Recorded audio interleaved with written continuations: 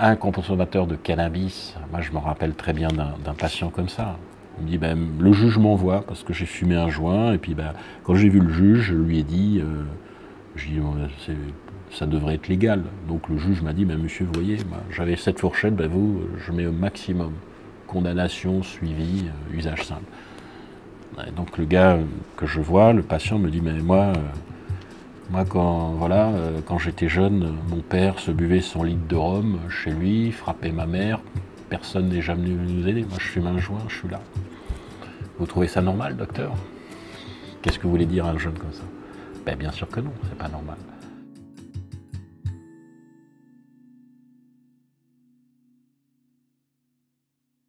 Le cannabis à La Réunion, finalement, donc on va avoir eu classiquement, historiquement, un cru local qu'on appelle le zamal. Hein. Le mot zamal, ça vient d'un dialecte de Madagascar qui est le dialecte makoa, qui est jamala, hein, qui signifie ce qu'on fume, qui signifie aussi, je crois parfois, ce qui est quelque chose qui rend fou.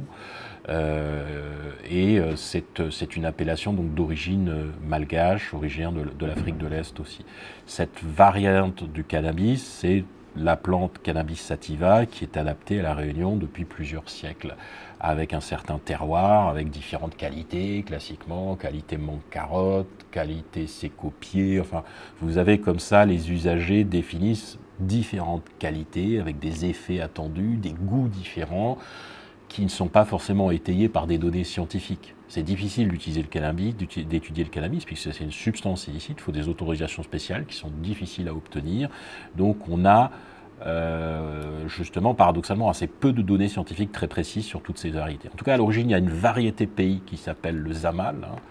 On a les premières traces de consommation à La Réunion depuis le XVIIIe siècle, fin du XVIIIe siècle. Donc, contrairement à une légende qui a toujours été entretenue, le cannabis n'a pas été introduit par les engagés.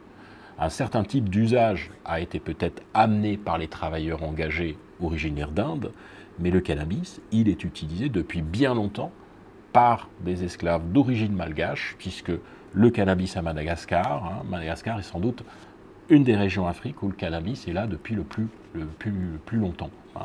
Il était présent à la cour du roi Andrianam Poenimerina, et même avec une condamnation à mort hein, pour l'usage du cannabis. Donc le cannabis récréatif, c'est un très vieil usage. Les premiers observateurs français, au XVIIe, observent la présence du cannabis à Madagascar, qui donc est présent via Madagascar à La Réunion assez rapidement après. Vous avez justement à la fin du XVIIe siècle des projets de culture du chanvre à La Réunion. La Réunion, c'est une île vierge, c'est une île qui est peuplée par des colons, accompagnés par pas mal de malgaches, hein, de gens d'Inde aussi, et on a besoin de bateaux. Pour des bateaux, il faut du cordage. On fait le cordage, les voiles se font souvent à partir de chanvre. Donc on tente très tôt la culture du chanvre dès la fin du XVIIe siècle à l'île de La Réunion. Cette culture du chanvre, elle échoue parce que les pieds de chanvre qui ont été tentés, notamment dans la culture, ont été tentés du côté de Sainte-Marie à l'époque, hein, fin XVIIe, vont être attaqués, nous dit-on, nous disent les archives, par les rats. Néanmoins, donc on sait qu'il y a dû avoir du chanvre. Chanvre textile. Alors il faut savoir que le chanvre textile, c'est du cannabis. La plante, elle s'adapte à son environnement. Cette plante, qui est une plante haute, hein, comme le cannabis local, elle est peut-être originaire de ces pieds de chanvre qui ont été amenés ici à La Réunion. Soit de La Réunion, soit de Madagascar, donc des plants qui viennent d'Inde, soit de Madagascar, soit même d'Europe pour faire du chanvre. Difficile de vous le confirmer. Donc on a une origine qui est peut-être même beaucoup plus lointaine, qui date de la fin du XVIIe. À l'origine pour faire du chanvre, mais les populations amenées contre leur gré ici, très tôt, on constate qu'ils en font un usage récréatif. Donc vous avez des observations qui montrent qu'il y a des gens qui consomment du cannabis. Ça pose des problèmes parce que ça a des conséquences sur le travail. Les gens ne font pas bien leur travail. Il y a des accidents, hein, avec une personne notamment qui marche dans le feu, qui va se brûler très grièvement, un esclave. Et donc un observateur de l'époque a été choqué par ce qui s'est passé parce que cet esclave s'est brûlé de façon majeure et il est mort de brûlure et il avait fumé du cannabis. Donc vous avez différents incidents qui sont relatés sur le cannabis historiquement. Historiquement, ce qui est intéressant de voir aussi, c'est qu'à La Réunion, on est convaincu que le cannabis est une plante qui rend violent. Voilà. Vous avez une anecdote célèbre qui est l'anecdote donc de la maison de l'Olivier, la maison de Lecomte de Lille, où un esclave surnommé Mongou, sous l'effet du cannabis, s'est mis à tuer tout le monde après avoir suicidé ses enfants. Voilà. Donc comme il était sous l'emprise du cannabis, on a associé ça à la violence. Alors que c'était un esclave qui était en fait sous l'emprise de ce qu'on appelle l'amok et qui a fait un crime d'amok pour que l'on mette fin à sa vie. Donc ce qu'on appelle un suicide par procuration. Voilà, donc beaucoup d'anecdotes, il y a un certain nombre d'anecdotes qui existent à La Réunion sur le cannabis. En tout cas, son usage est lointain, voilà, beaucoup plus lointain qu'on ne veut bien le croire, enfin, de ce qu'on a pu dire jusqu'à présent. C'est vu à La Réunion quand même, il y a un rapport particulier avec ce produit qui est quand même vu par la population comme un bien propre. Hein.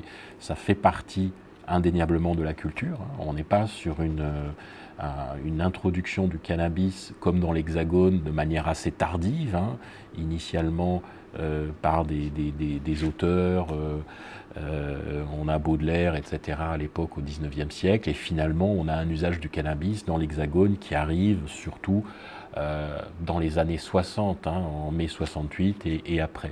À La Réunion, cet usage, il existe avant. Alors il se popularise aussi très nettement après la période de contestation de 68, mais il est culturellement quand même bien intérieur. Donc il y a une revendication un peu locale de ce produit comme étant un bien propre et comme étant quelque chose qui fait partie de la culture.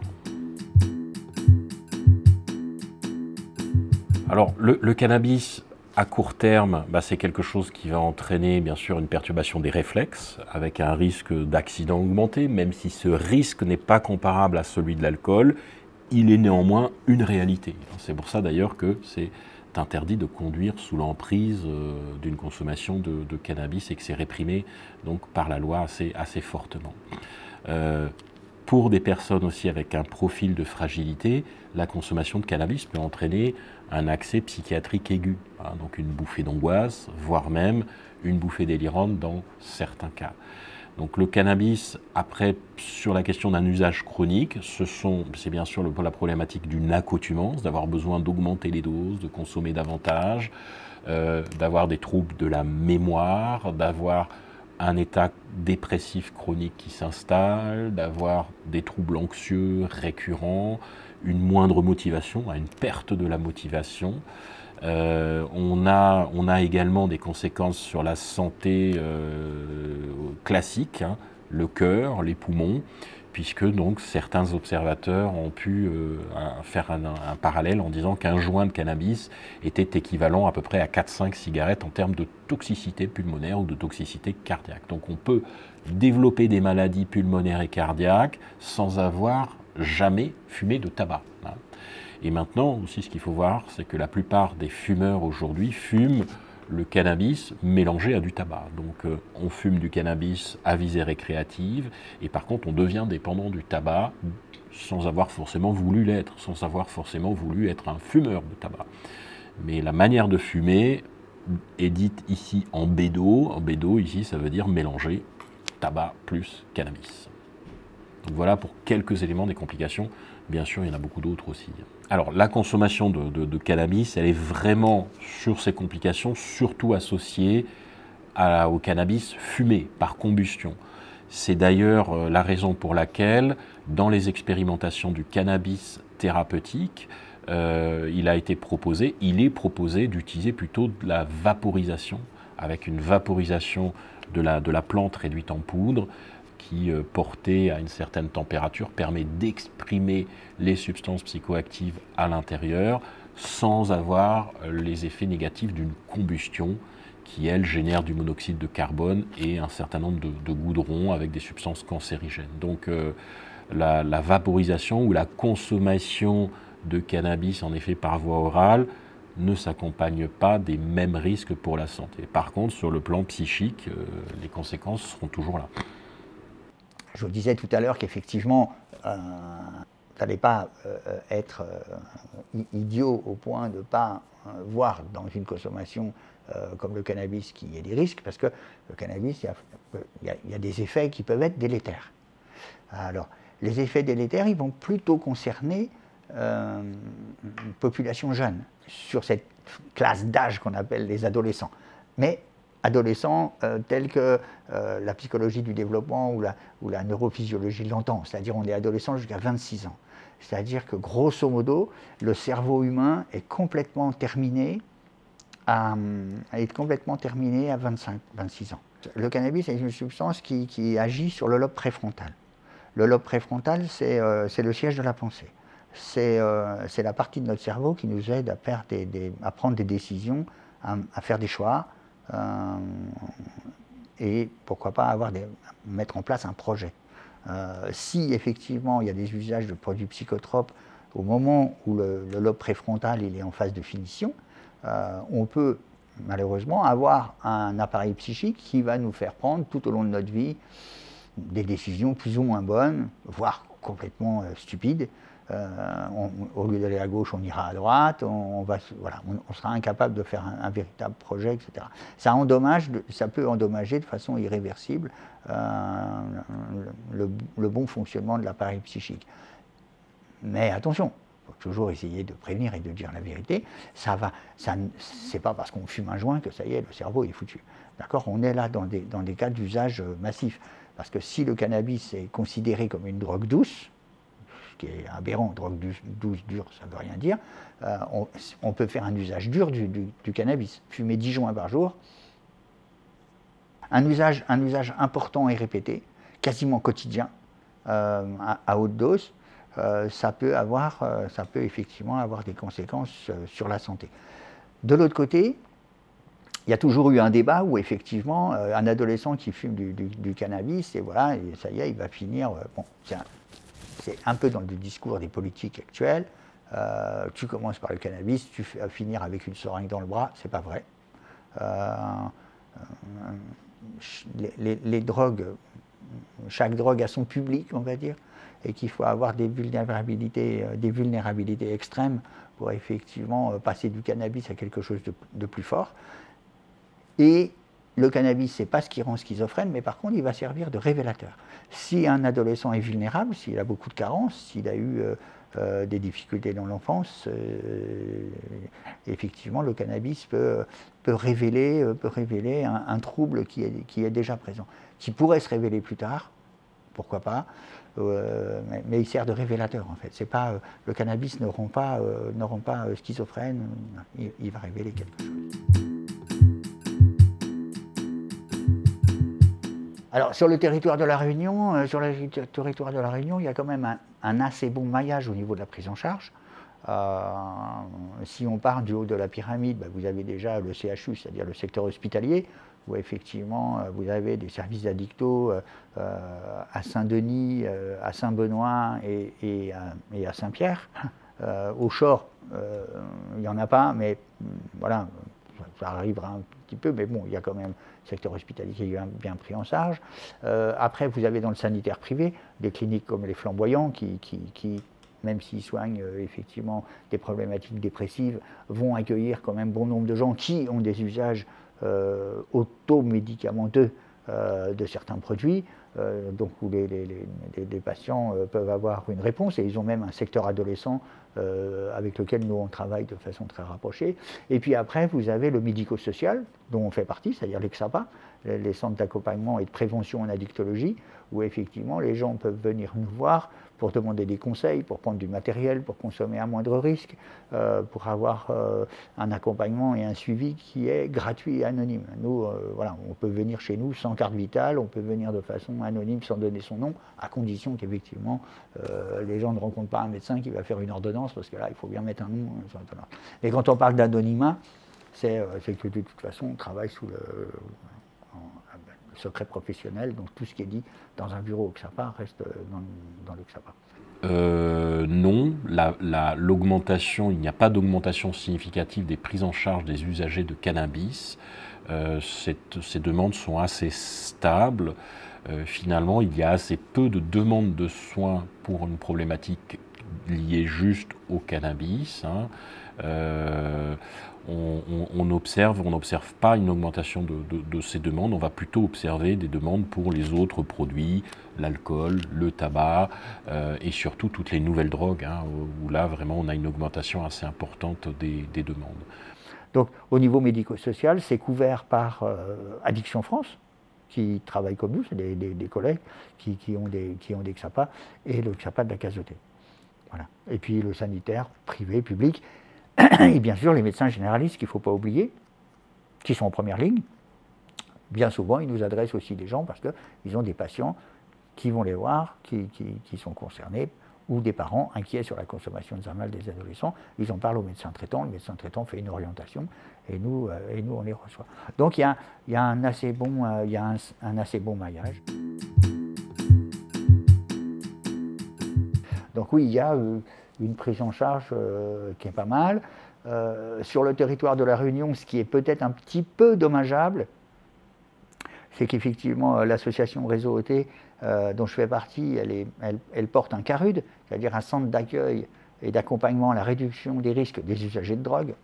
C'est compliqué, ce qu'on appelait avant les boutiques, et que le seul CARUD de la Réunion, il soit à Saint-Paul.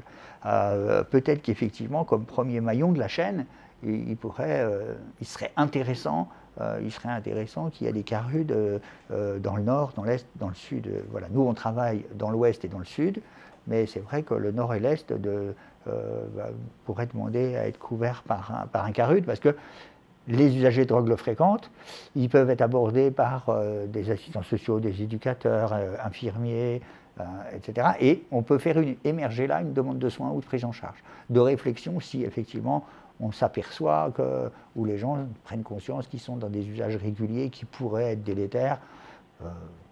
Problèmes de santé, problèmes avec la famille, problèmes avec la justice, etc. Donc là, c'est le premier maillon. Donc effectivement, le petit point faible à La Réunion, c'est peut-être ça.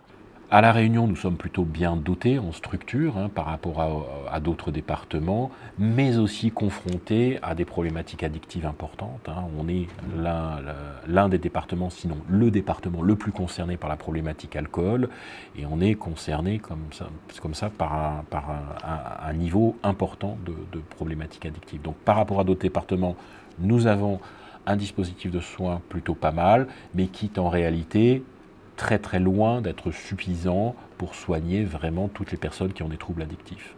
Les troubles addictifs, ça fait partie des pathologies qui sont aujourd'hui les moins prises en charge, les moins soignées, hein, par rapport à d'autres pathologies comme le diabète, comme la dépression, comme les cancers, comme l'hypertension. On est, avec ces troubles addictifs, vraiment sur une pathologie qui est encore très loin d'être bien prise en charge et où beaucoup d'usagers ne sont pas soignés. Nous, le fait qu'une substance soit légale ou illégale n'est pas un paramètre forcément, c'est pas une donnée médicale. Hein. Le médecin, lui, s'appuie sur les données de la science. Le cannabis, c'est une substance qui est légale dans certains pays, dans un certain nombre de pays, y compris à usage récréatif. Il est toujours illégal en France, mais cet élément de légalité ou d'illégalité n'est pas du tout un frein. De toute façon, nos consultations sont soumises au secret médical et nos usagers peuvent être totalement en confiance dans le cadre des consultations. Donc il n'y a pas de frein, en tout cas venant du monde soignant. Alors, tout dépend bien sûr des modalités de la légalisation du cannabis. Si la légalisation du cannabis est à l'image de l'alcool et du tabac historiquement, avec une promotion de la consommation, avec de la publicité comme pour l'alcool, bien entendu, il y a un risque que cette consommation augmente.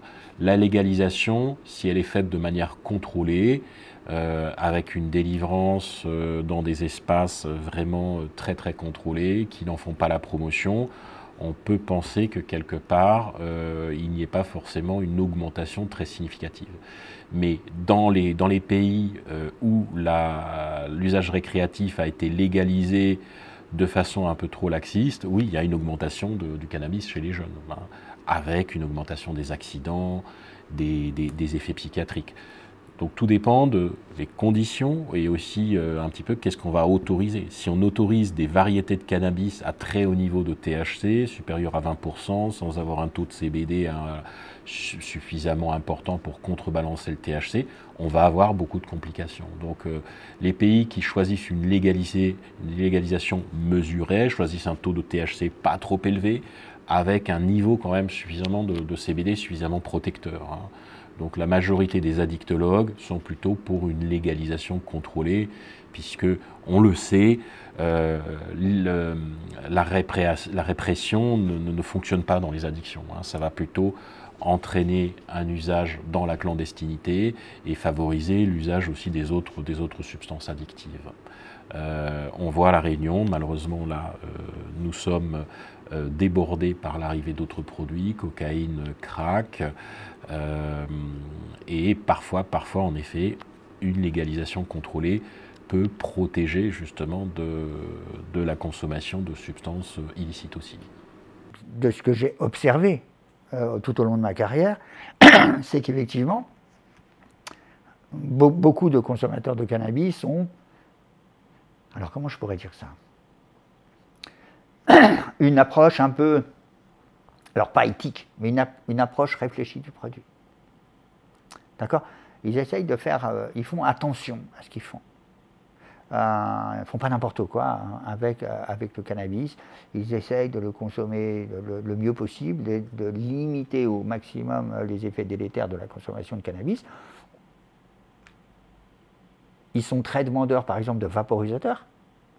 On peut fournir, nous, des vaporisateurs pour les gens qui souhaitent consommer à moindre risque du cannabis, parce que ce qui est dangereux dans le cannabis, surtout, c'est la voie fumée.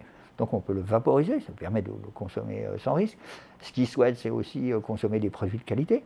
C'est-à-dire que le consommateur de cannabis, si on parle de presque millions de gens qui consomment régulièrement, ils sont un peu comme tout le monde. Ils sont comme les amateurs de vin, qui vont préférer boire un bon vin qu'un piquette en cubiténaire. Ils sont comme les gens qui sont, même si moi je ne suis pas tellement concerné par ça, mais qui sont véganes, qui vont dire « Ah bah oui, je vais essayer de manger propre », ou les gens qui veulent manger bio. Donc ils sont un peu comme ça. C'est une population qui fait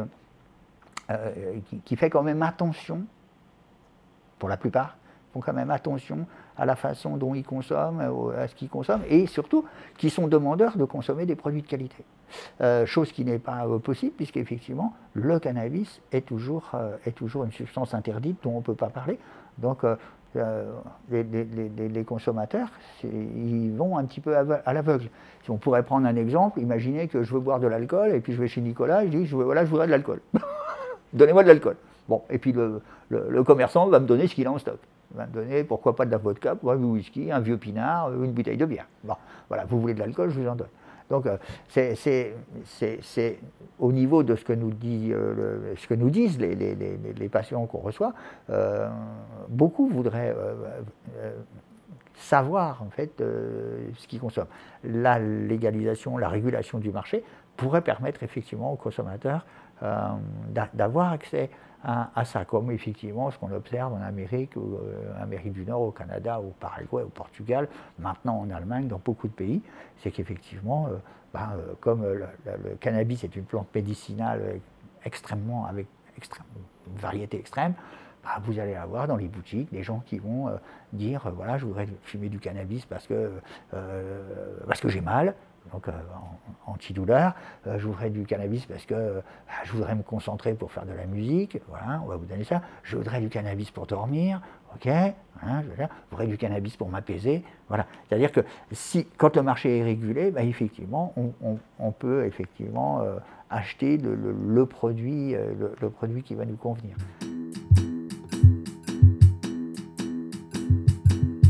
Par rapport à ce que je vous disais tout à l'heure, oui, c'était sur la répression, qui malheureusement en France, on n'y réfléchit pas assez, mais la répression se nourrit toujours de ces échecs.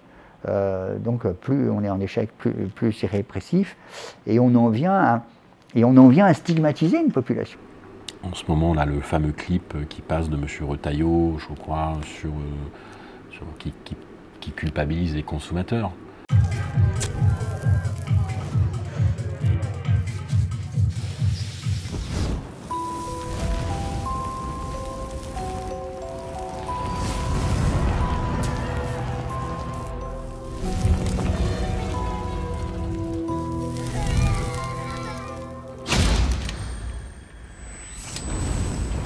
Chaque jour, des personnes payent le prix de la drogue que vous achetez.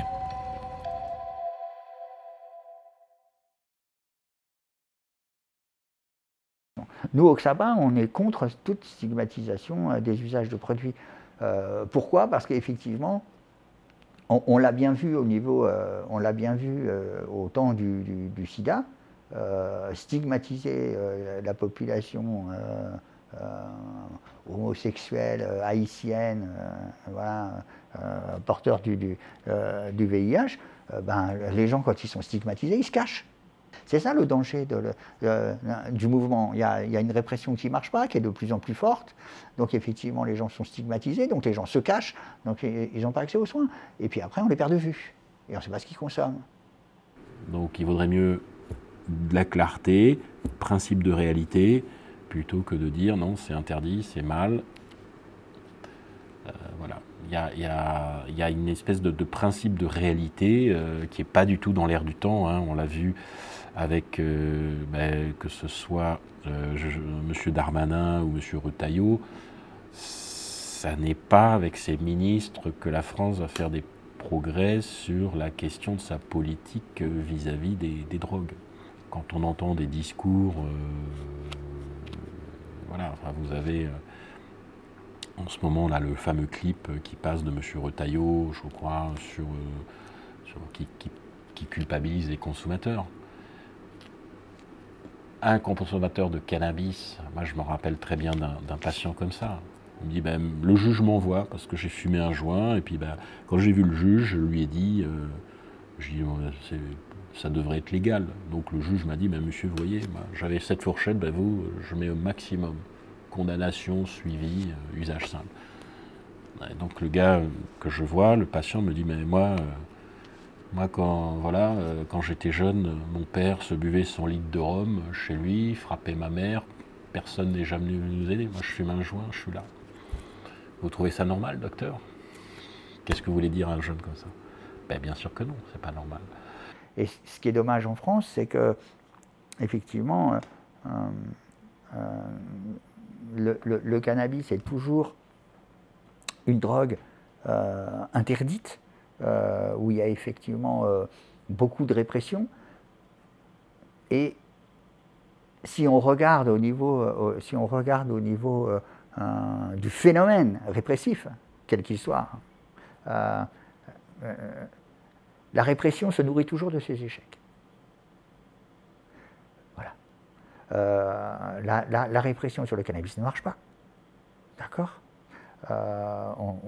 On veut faire du consommateur, et c'est la dernière campagne ministérielle, officielle, on va dire. Voilà, on veut faire du consommateur de cannabis un coupable. Nous, on ne dit pas qu'il est victime, d'accord, mais on va en faire un coupable, un collabo des narcotrafiquants, d'accord. C'est pas, ça ne marche pas du tout.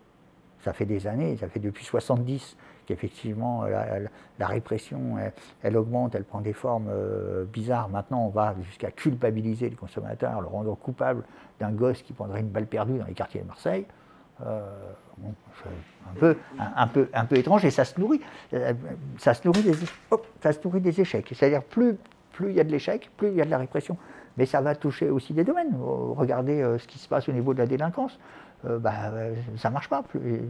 On a beau être répressif, il y en a de plus en plus, sur tout un tas de choses. Hein.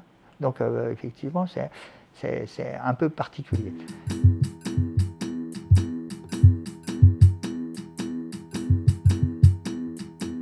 Tout à fait. Il y a ici, même à La Réunion, des magasins qui proposent tout l'arsenal nécessaire à la culture hydroponique et autres, les lampes, enfin, tout ce qu'il faut pour faire de la culture, et qui même sur leur devanture mettent des feuilles de cannabis un petit peu modifiées, mais bon, il ne faudrait vraiment pas être au courant pour savoir ce qui est représenté en réalité.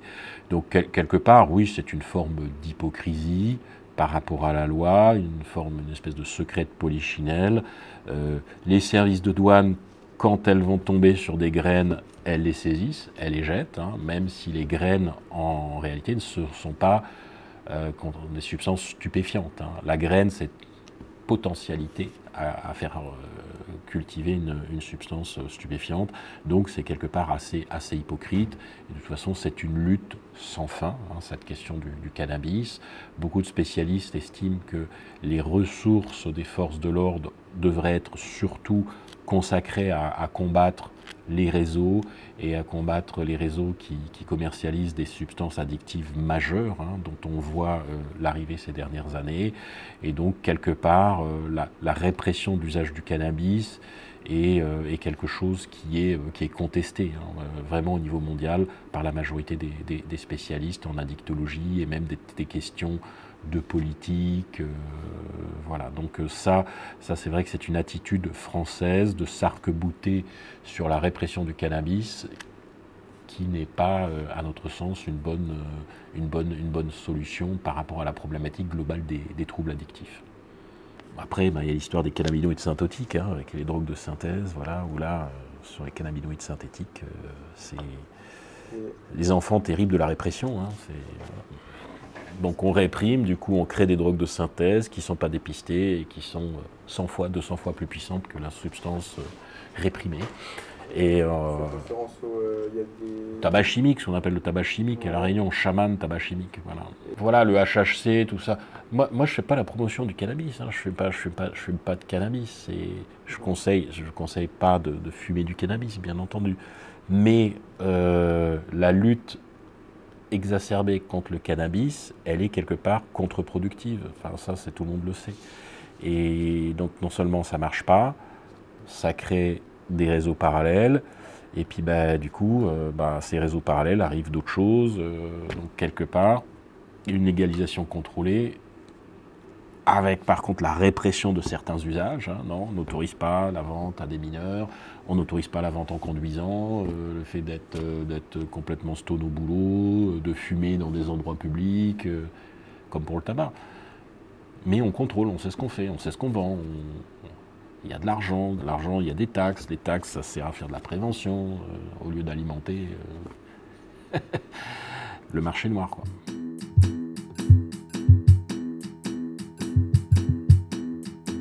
Quelque part, c'est pathétique, c'est une posture qui est pathétique. La France, on est dans une problématique alcool majeure, on paye le prix fort et on se ridiculise sur un truc comme le cannabis, qui n'est pas non plus, il ne faut pas non plus le banaliser, mais quelque part, voilà, avoir une vision juste sur les questions du cannabis, c'est difficile en France. On a soit des gens qui banalisent, ou on a soit des gens qui dramatisent.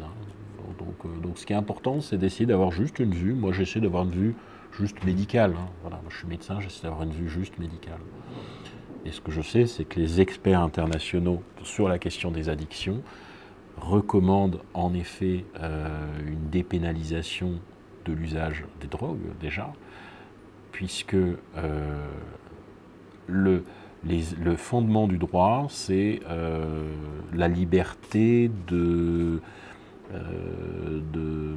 faire de soi, être libre de faire ce qu'on veut de soi, hein, du droit à disposer de soi-même. C'est le fondement du droit. Du moment que vous n'entravez pas la liberté des autres, vous avez le droit de faire usage de vous-même comme bon vous semble. Sauf juste pour la question des drogues.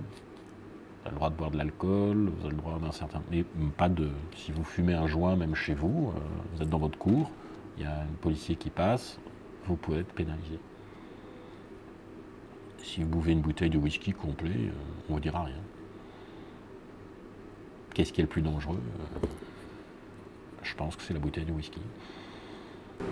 Voilà, donc, quelque part, c'est une aberration. Ça n'est pas logique au regard de ce qu'on sait. Ah oui, la dernière campagne de Retailleau, elle est, même ils l'ont dit, hein, ils s'en cachent pas, ils veulent agir sur la culpabilité, faire culpabiliser le consommateur. Vous êtes responsable des crimes, voilà, voilà, c'est de votre faute s'il y a tout ça, etc. Chose qui me semble pas efficace. Ce qui est le plus efficace, à mon sens, et je pense que tous les gens que vous allez rencontrer vont vous dire, ce qui est le plus efficace, c'est la prévention. c'est faire de la prévention, de la vraie prévention. Prévention des risques et des dommages. Reprendre le contrôle de ses consommations. Essayer de consommer à moindre risque. De toute façon, comme je vous l'ai dit en introduction, il est dans la nature humaine même d'être dépendant, de rechercher des usages qui vont nous permettre de nous sentir mieux, de mieux communiquer avec les autres, de ne pas trop souffrir, de pouvoir travailler librement, de bien dormir, etc. Parce qu'effectivement, tout le monde est pris dans une spirale un petit peu compliquée en ce moment, où il faut toujours être efficace, etc.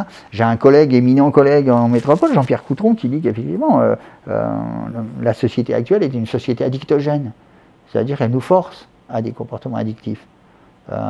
Et beaucoup d'entrepreneurs jouent là-dessus. Avoir le dernier téléphone, avoir la casquette à la mode, avoir la voiture électrique, problème. Sauf que maintenant, effectivement, il semblerait que la Tesla soit plus à la mode. Ça, c'est un autre problème. Mais voilà, on est tous contraints à faire l'acquisition de biens de consommation nouveaux. Donc quelle est la différence entre effectivement un consommateur ou un hyper-consommateur de biens industriels et un consommateur de produits? Oui, les gens veulent ça. Les gens veulent, s'ils n'arrivent pas à dormir, ils vont aller voir leur médecin, ils vont demander des médicaments pour dormir. S'ils n'ont pas envie d'aller voir leur médecin, ils vont descendre dans la rue et ils vont essayer de trouver quelque chose qui va les aider à dormir, les aider à faire la fête, les aider à moins souffrir. C'est un peu tout ça, mais c'est lié effectivement à ce qu'on est en tant qu'être humain. Moi, mon avis, pour conclure peut-être sur le cannabis, c'est que le cannabis est d'autant plus dangereux qu'il est interdit. Partout dans le monde où ça a été régulé, les gens consomment de façon beaucoup plus éclairée. Les Cannabis Social Club qui en Espagne, par exemple, ils ont tous démontré qu'effectivement les gens consomment bien moins quand ils s'inscrivent dans un Cannabis Social Club qu'avant quand ils étaient dans la rue. Donc c'est à mon sens ça le véritable danger, c'est-à-dire plus on va interdire quelque chose, plus c'est dangereux. Voilà pourquoi peut-être les adolescents ils se mettent en danger, puisque pour eux tout est interdit. Donc effectivement ils vont être fascinés par ce qui est interdit, et puis effectivement passer de l'autre côté du miroir comme Alice. Donc c'est une vraie piste de réflexion. Et l'autre piste de réflexion, c'est qu'il faut effectivement développer en France une approche préventive, une prévention éducative qui fonctionne bien. Un peu sur le modèle suisse. Les Suisses sont très en avant là-dessus. C'est vrai qu'en France, on est dans le curatif. Ça, on sait soigner les gens, mais on ne sait pas prévenir les maladies. Et c'est pareil en addicto. S'il y avait une meilleure prévention, on aurait moins de patients. Voilà. Donc et notre but, c'est pas d'en avoir plus. Hein. Notre but, c'est d'en avoir un peu moins et de mieux travailler avec eux. Voilà. Voilà. Merci beaucoup, M. Navon. De rien. Il n'y a plus qu'à faire le tri.